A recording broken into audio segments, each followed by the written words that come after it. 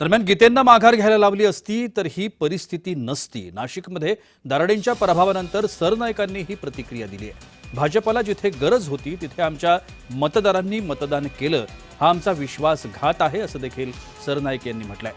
हे केवळ एकाच जागेवर आणखी 2-3 ठिकाणी असं झालंय असं देखील त्यांनी म्हटलंय। अमरदास दानवेंनी नाशिकच्या पराभवावरून शिवसेनेला देखील टोला लगावला। भारतीय जनता पक्ष आणि राष्ट्रवादीच्या नेत्यांनी त्यांना गोकुळ गीते यांना समजावलं आणि त्यांना जर माघार घ्यायला लावली असती तर हा प्रश्न निर्माण झाला नसता। परंतु त्यांनी माघार न घेता मी प्रचार थांबवतो असं सांगितलं आणि आज आमच्या अधिकृत उमेदवाराचा पराभव झाला। निश्चितच ही फार क्लेशदायक गोष्ट आहे।